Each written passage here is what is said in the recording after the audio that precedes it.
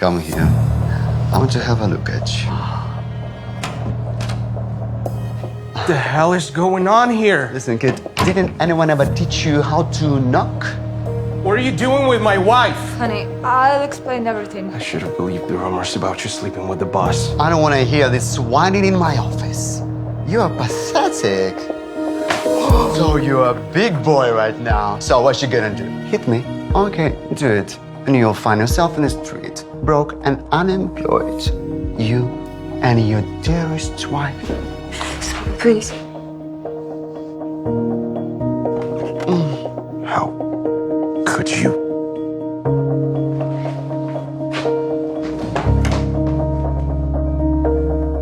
We're not done with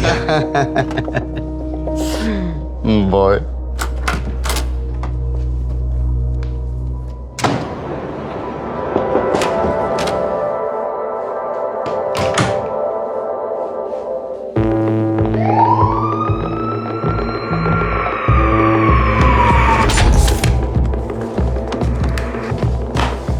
So, Mr. Green, you said you found your boss, Mr. Blackstone, dead in his office. But here's the thing. There was no one else in the office at that moment. But you. Me and the killer, because I did not kill him. Oh, so we are supposed to believe that the invisible man is the one who killed your boss, right? Look, I think it's your job to find the killer, not mine. And you ain't doing a damn thing about it. Doing a damn thing about it because we're sitting here right now with you. Listen, we need you to tell the truth. We need you to help us out and tell us the exact events that happened the night when you found your boss's body. Okay. When I came into the office, it was a complete mess. The boss was already dead, and I think it was an attempted robbery. Really? What makes you think that? Everything had been turned upside down, and the window had been broken.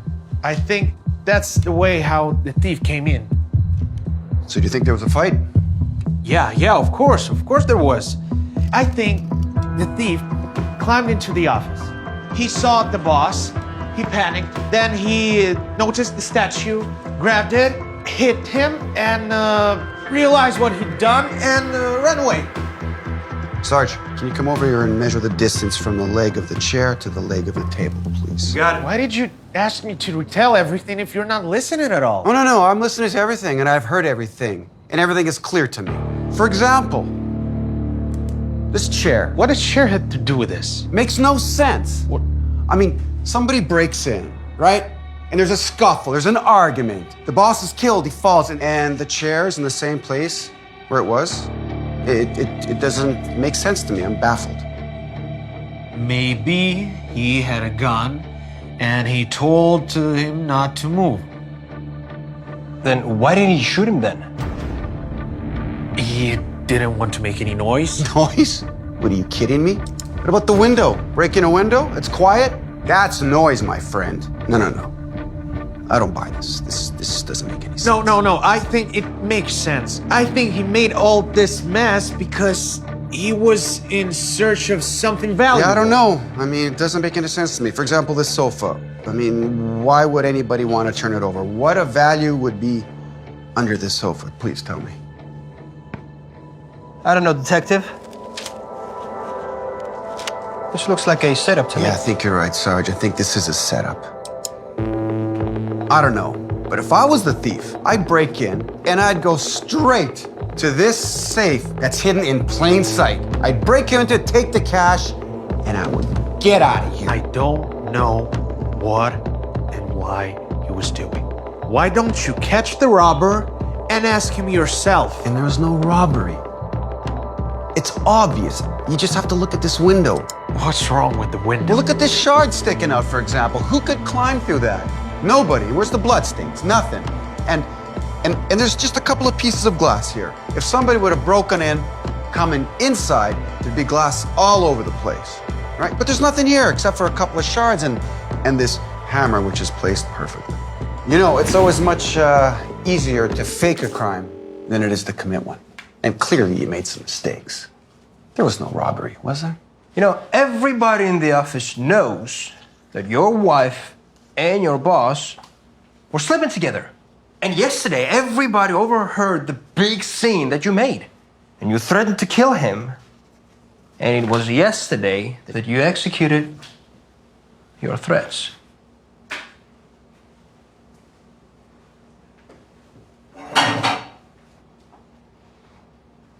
Yes, you're right.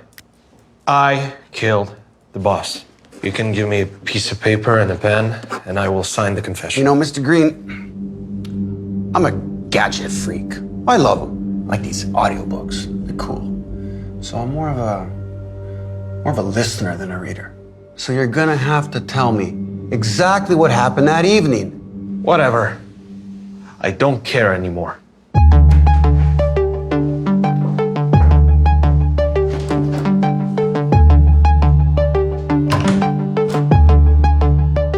I waited until everyone left and went into his office. Listen, you jerk. You stay away from my wife, understand? And what you gonna do about it, mate? You are a joke. And everybody knows that. I couldn't take it anymore, so I did what I did.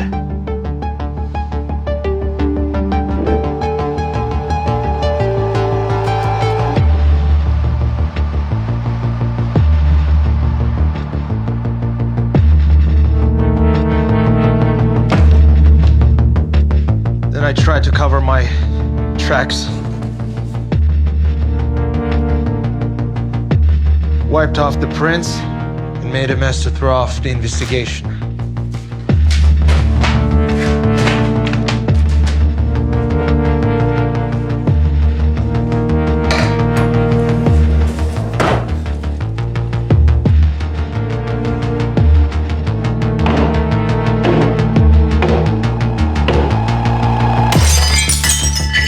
Well, detective, there you have it.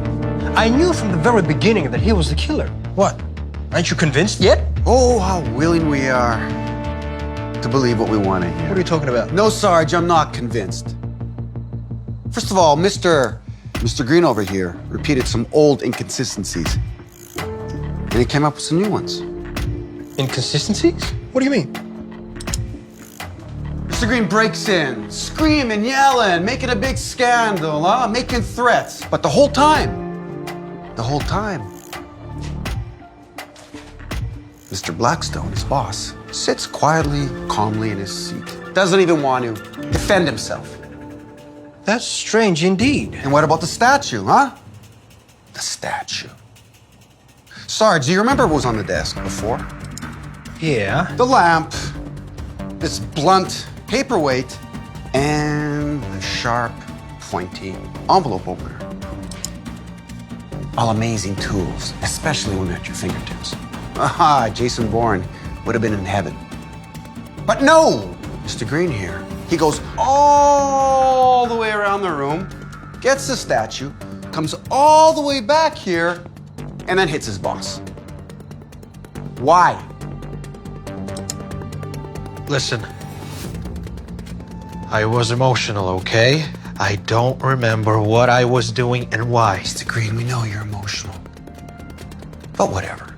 Listen, you still haven't demonstrated how you hate your boss. I don't want to remember You that. don't want to remember. Or you can't remember.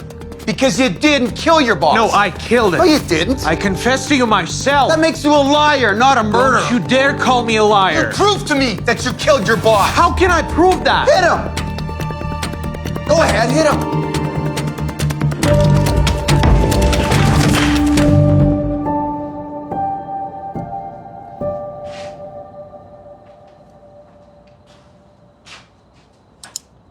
There's a proof that you're innocent. Look at the way the body is positioned. Look!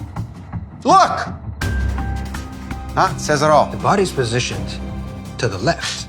But on the crime scene, we know that the body was in the opposite direction. Look at Mr. Green here. He's right-handed. And when a right-handed person swings to hit something or someone, it falls to the left. Which makes the killer a left-handed person. Something that rules you out, Simon.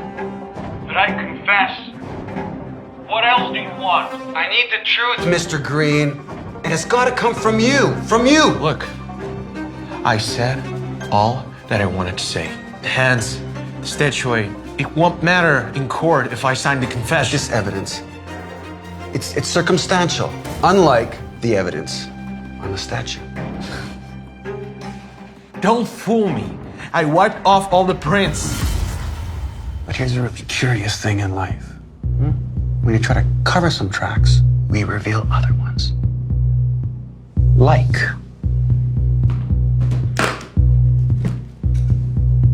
this piece of lint that was found on a crack on the statue.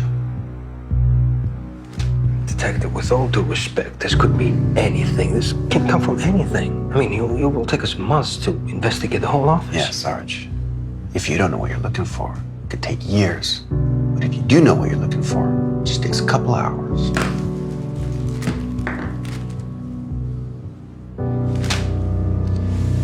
Miss Green's scar.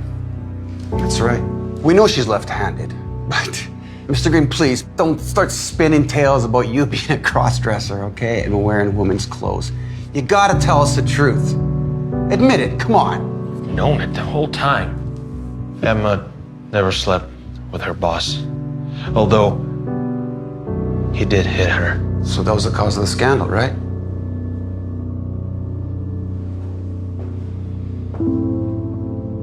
Yes.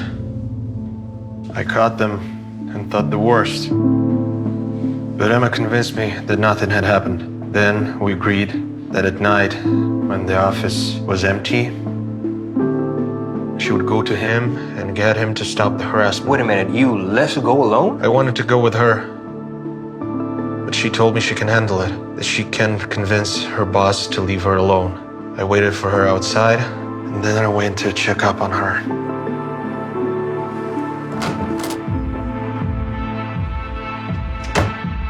But I was too late. The boss was dead. Simon, what have I done? She told me her boss was furious when he heard her demand to stop the harassment. He hit her, pushed her on a chair, and Emma was crushed after what the boss had done to her. And then she suddenly noticed the statue. But she didn't walk across the office. She was sitting right here, and she grabbed whatever she could lay her hands on. She walked up to the boss and hit him.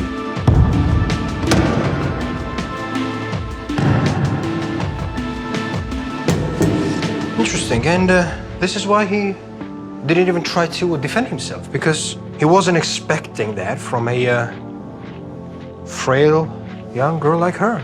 Yeah. Simon, what's gonna happen to me now? Wait for me in the car. I'll take care of the rest.